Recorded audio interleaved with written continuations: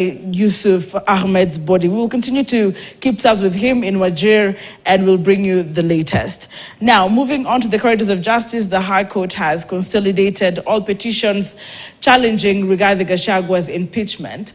A three-judge bench comprising judges Eric Ogola, Anthony Mrima, and Freda Mugambi are set to hear applications for recusal at 2:30 p.m. Before that, the bench first handled procedural issues of consolidation as cases touching on the impeachment have now totaled up to 30.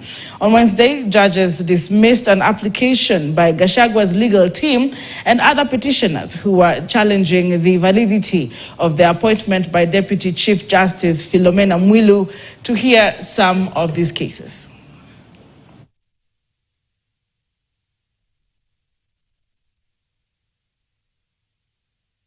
Seeking the recusal of the bench for hearing at 2:30 p.m. today. This bench has gone through all the petitions before the court. We have no doubt that there are principally two sets of petitions. The first regiment are the petitions that challenge the impeachment process before the National Assembly. We shall hereinafter refer to such petitions as those in cohort 1. As said, those are the petitions that were consolidated and constitutional petition number E 522 of 2024 became the lead file. These petitions were fixed for a mention on 29th of October 2024 for the parties to decide on the way forward depending on the outcome of the proceedings before the Senate. As it is, the Senate proceedings ended with the impeachment of H.C. Rigathi Gachagua. As a result, several other petitions challenging that process were filed. We shall hereinafter refer to such petitions as those in cohort 2. Those are the petitions that were consolidated and constitutional petition number is 565 of 2024 became the lead file.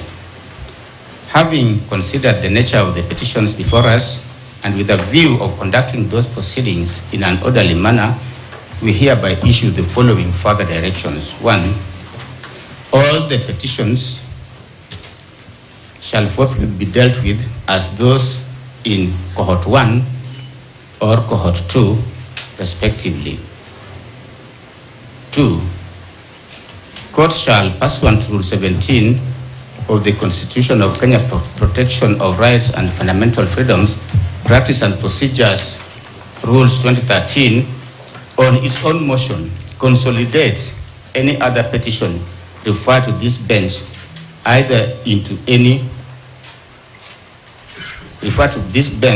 into any of the two cohorts.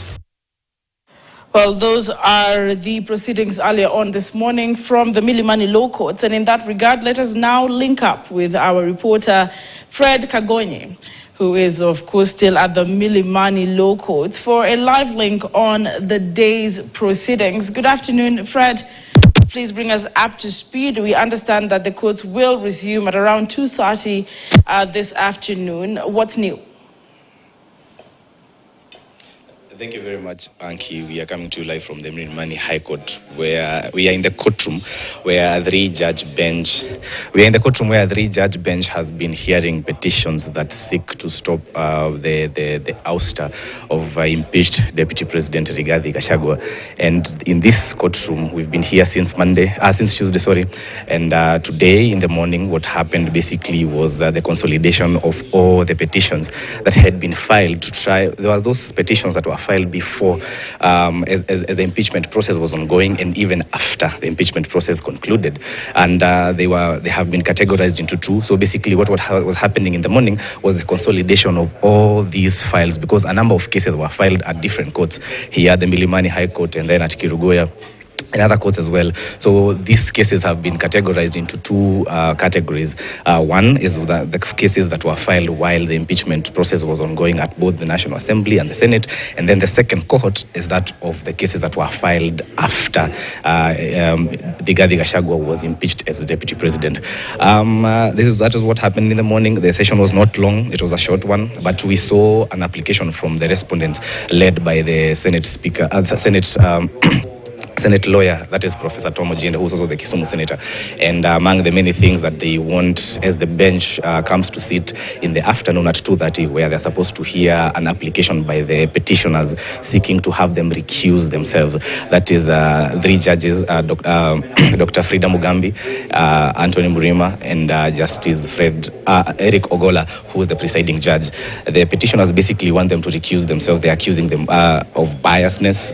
We saw yesterday a petition, an application from their side that sought to have, that challenged the empanelment of the 3 judges that was dismissed yesterday. So today, the application that they intend, that they've already made, that will be heard in the afternoon, is about their recusal from hearing this case. But as that is said to happen in the afternoon, we saw Senate's lawyer, that is Professor Tom Ojienda, raise an issue about conservatory orders that had been issued by Justices Chacha Mwita of the Milimani High Court and Justice Ruben Mongo of the Kirogoya High Court that barred the swearing in of Interior CS Kithure Kindiki as the replacement of impeached Rigathi Gachagua.